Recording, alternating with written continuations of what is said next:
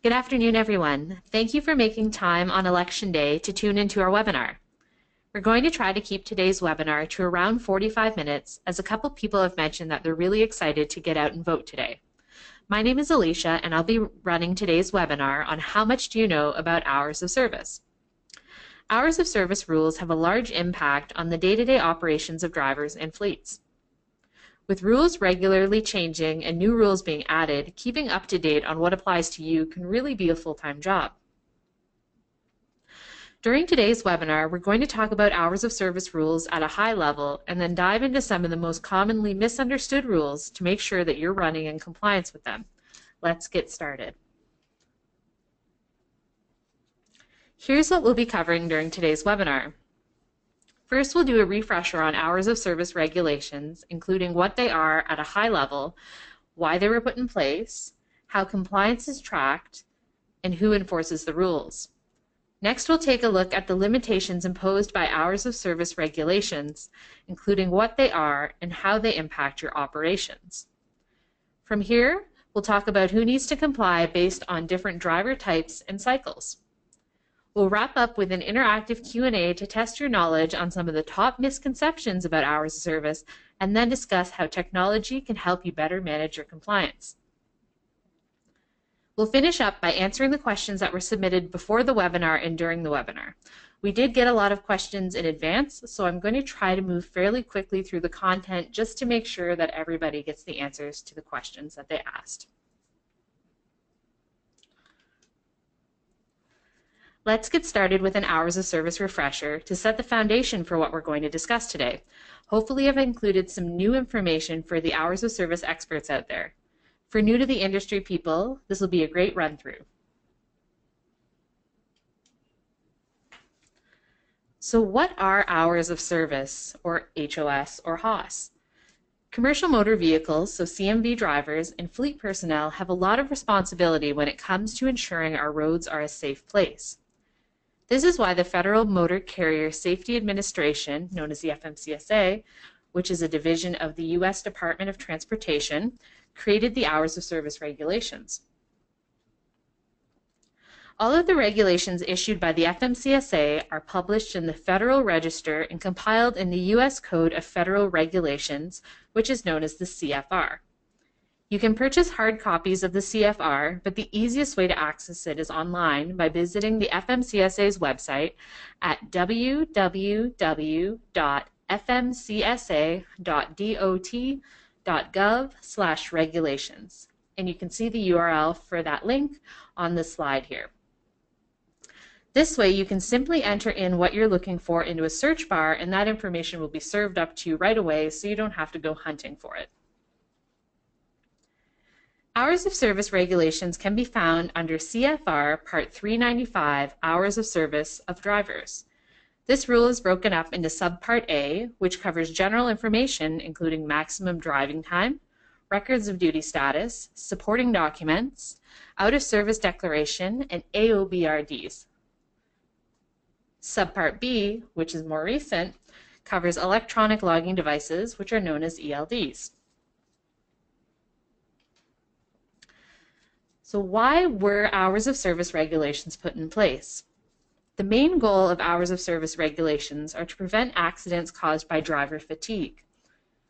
To do this, hours of service regulations limit the number of hours a commercial motor vehicle operator can drive and work while regulating their brakes. These rules apply to both traditional truck drivers as well as motor coach and bus drivers. Fatigue is prevented by keeping drivers on a 21 to 24-hour schedule to maintain their natural sleep and wake cycle. Hours of service regulations govern the working hours of commercial motor vehicle drivers in the United States. Canada and Mexico have their own versions of hours of service, which vary from those in the United States.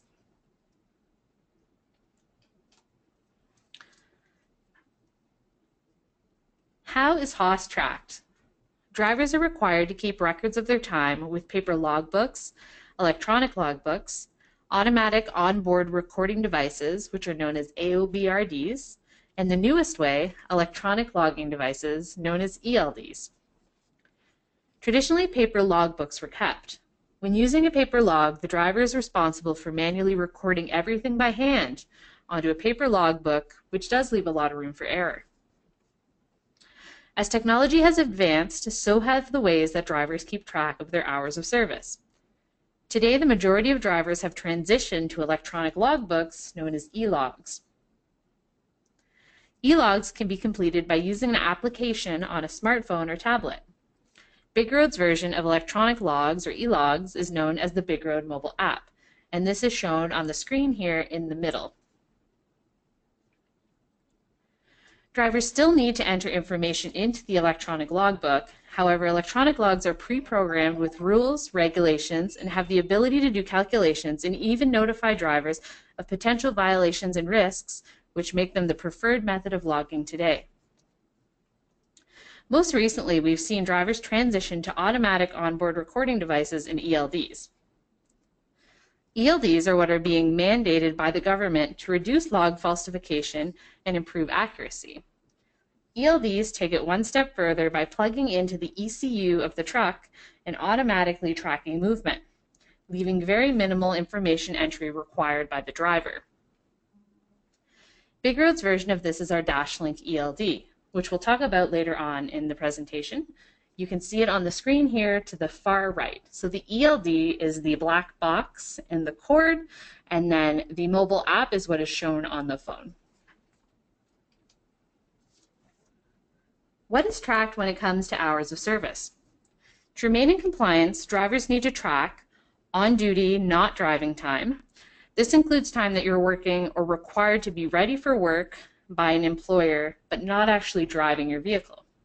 So this might include tasks like waiting to be dispatched from a terminal, time inspecting, fueling, washing your truck, loading, unloading, or supervising staff, breakdowns or time spent dealing with maintenance issues, as well as drug tests. We also look at tracking on-duty driving time, which is pretty straightforward. This is the time that you're spent behind the wheel operating your vehicle. Then we look at breaks. This can be your 30-minute break or your sleeper berth, if applicable, to show that you were not actually operating the vehicle during this time. Lastly, we track your off-duty time. This is time that you're fully relieved from all on-duty work and responsibility of performing tasks that relate to your work. You're free to do what you want, and you can leave your vehicle parked. If you're not doing any work, paid or unpaid, for a motor carrier, and you're not doing any work for anyone else, you may record this time as off-duty time. Who is responsible for enforcing hours of service? DOT officers in each state are responsible for ensuring hours of service rules during inspections. If a driver is found to be in violation of their hours of service, for example, a driver didn't take their 30-minute break, they could be forced to stop driving for a certain period of time. Despite the transition to electronic logbooks and electronic logging devices, which make it easier to run in compliance with hours of service regulations, hours of service violations remain a common problem for commercial motor vehicle drivers. The Commercial Vehicle Safety Alliance, known as the CVSA, holds an international road check program every year. This year, the 2016 program just wrapped up and the results have been released. So International Road Check is the largest commercial motor vehicle inspection program in the world. During this 3-day event, almost 63,000 inspections were conducted. Of that, 21.5% of vehicles and 3.4% of drivers were placed out of service due to a critical violation. Of the driver violations, almost half were due to hours of service violations, which goes to show that hours of service violations are still a really big problem in trucking. So how does the ELD mandate play into all of this? Well, the ELD mandate is going to have a substantial impact on hours of service, not on the rules themselves, but for how compliance is tracked. The ELD mandate was published by the FMCSA last December and legally mandates changes for the ways that drivers have to complete their logs. Outside of a few exceptions, the majority of CMV drivers are now required to run an electronic logging device, known as an ELD, to be compliant with these new rules. As a rule of thumb, if you're currently required to keep logs, you're probably going to have to run an ELD. If you're currently using paper logs or an electronic logbook, like the BigRoad mobile app by itself, you need to switch to an ELD by December 18, 2017, so just over a year from now.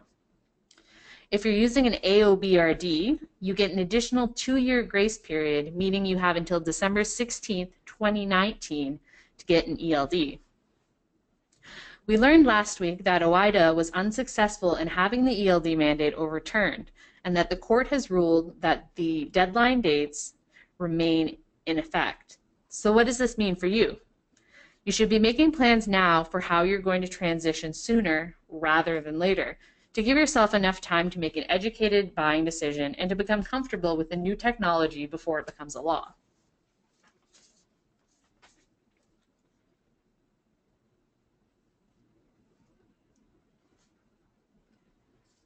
So it's really important to know your limits. As mentioned above, HOS regulations focus on when and how long you can drive by limiting certain tasks that you can perform. For this section, I'm going to focus on property carrying drivers. We will talk a little bit about passenger carrying drivers later on. So let's take a look at what those limitations are. You must follow these maximum duty limits at all times. They are the 14-hour driving window limit, the 11-hour driving limit, and the 60-hour 7-day and 70-hour 8-day duty limits.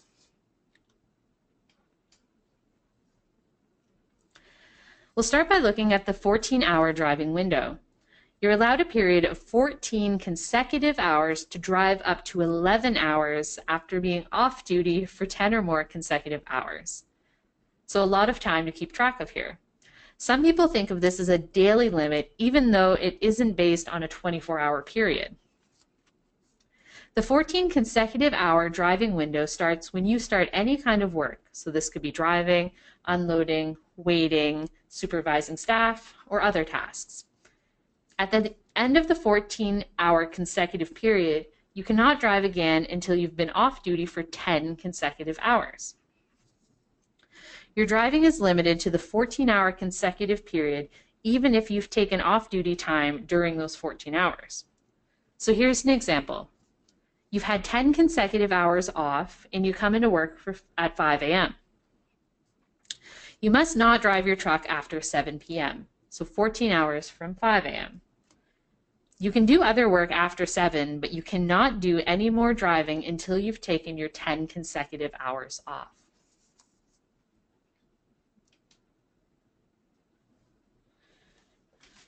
During the 14 consecutive hour period that we just talked about, you can only drive your truck for up to 11 total hours. So this is known as your 11-hour driving limit. However, driving is not permitted if more than 8 hours have passed since the end of your last off-duty or sleeper berth period of at least 30 minutes, which is known as your 30-minute break requirement. At 11 hours of driving, you must take 10 consecutive hours off duty before driving again. An example of this is if you were to have 10 consecutive hours off. You come into work at 6 a.m. and drive from 7 a.m. until 2 p.m., which is 7 hours of driving plus that initial 1 hour of on-duty not driving time you had. You take your 30-minute break because you've worked for your 8 hours. After that, you can drive for another 4 hours, taking you until 6:30 p.m. At this point, you've driven your 11 hours for the day, and you need to take your 10 consecutive hours off duty before you can drive again. Drivers also need to follow the 60 or 70-hour limit, which is based on a 7 or 8-day period. This can be referred to as your weekly limit. However, it doesn't have to be based on your standard week, so a Sunday through Saturday. This time period is floating based on your carrier's start of their 24-hour period. The oldest day's hours drop off at the end of each day when you calculate the total on-duty time for the past 7 or 8 days. So for example, you're operating on the 70-hour 8-day schedule. The current day would be the newest day of your 8-day period. the hours you worked 9 days ago would drop out of this calculation.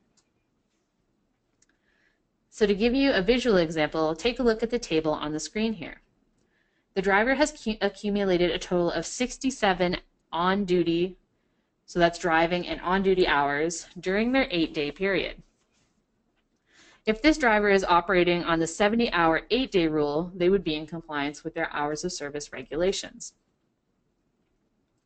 Once the driver reaches the 70-hour mark, they cannot drive again until they've taken enough off-duty hours to operate again. When the driver reaches the 9th day, so that would be the second Monday of the cycle, the hours from the first day, the Sunday, would drop off. The driver would then be calculating their hours for days 2 to 9, taking you from Monday to Monday.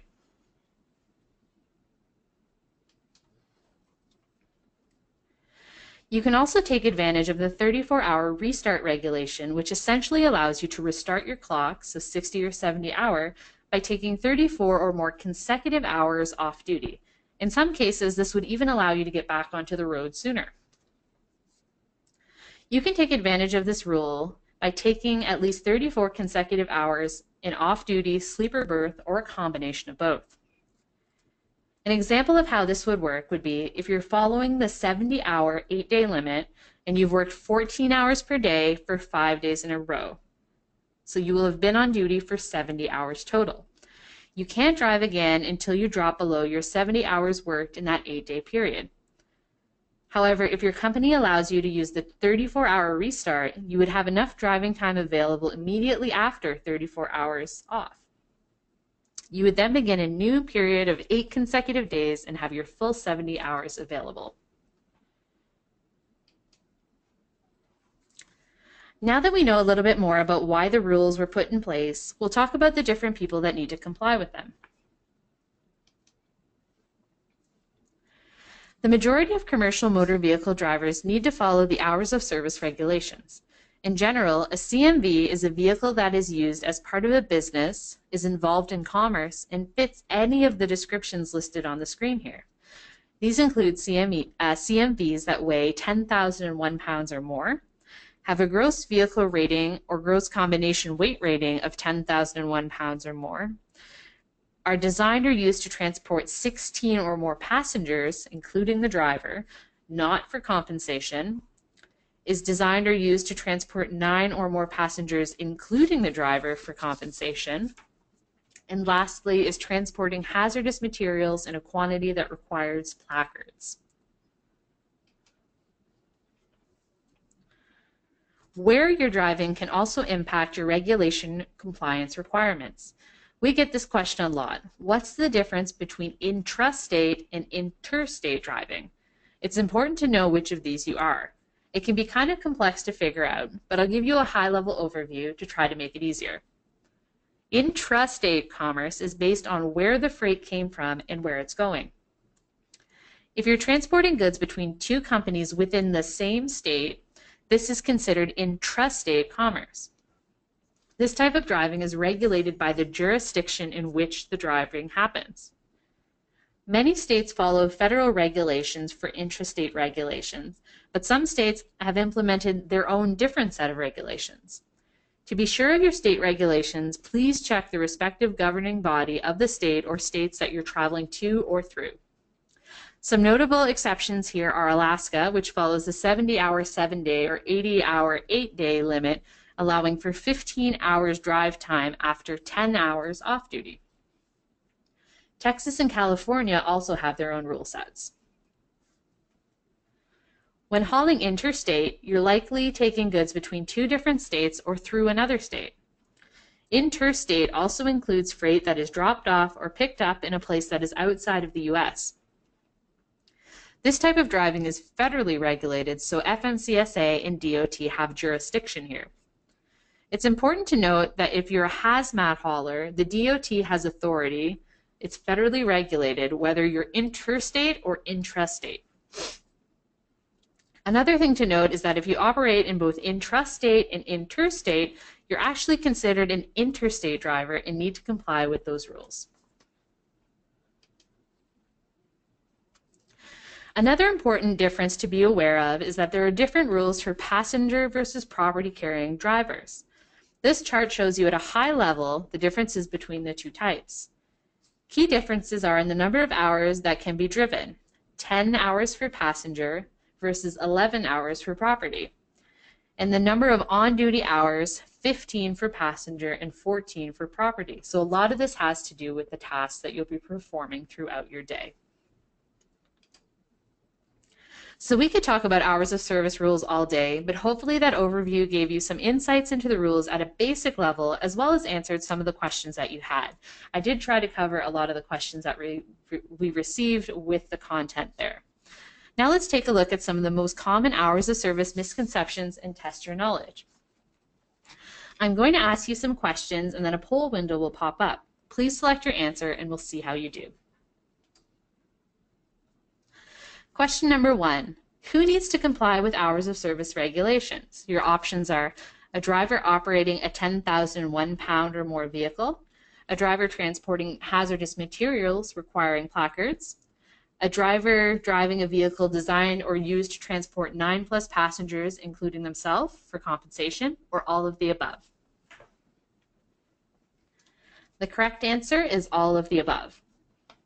Question number 2. Within the 14-hour driving window, you're allowed to drive how much? Your options are 8 hours, 10 hours, 11 hours, or 14 hours. The correct answer is 11 hours. Question number 3.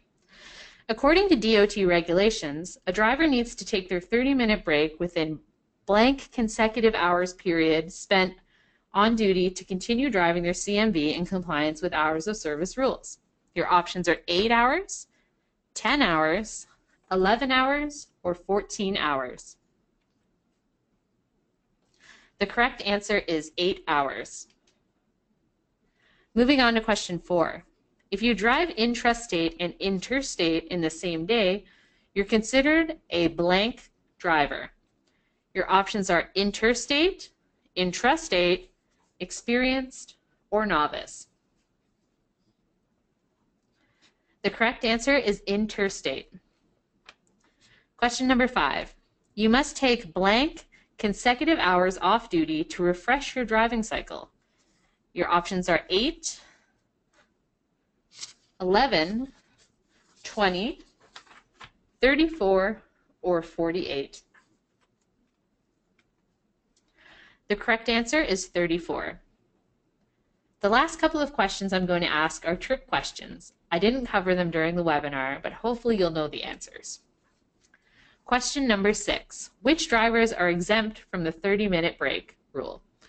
Local drivers who use the 100 air mile radius exemption, drivers who qualify for the 150 air mile radius exemption and operate a non-CDL vehicle, drivers who qualify for the 150 air mile radius provision and operate a CDL vehicle, options A and B, options A and C. So the correct answer here is A and B. Question number 7, true or false? Livestock haulers are exempt from the 30-minute break rule. The answer here is true. Moving on to question number 8. Who is exempt from the ELD mandate?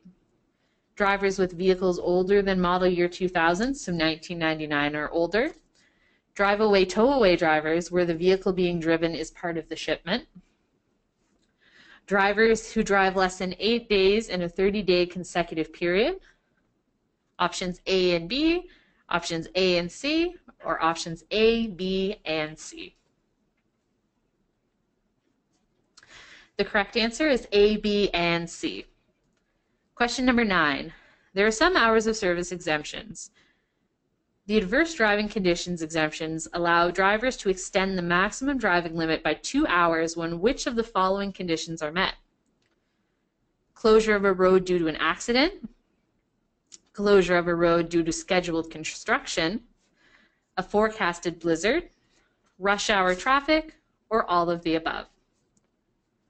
So the correct answer here is a closure of a road due to an accident. And our last question, CMV drivers need to follow hours of service regulations to avoid violations and fines.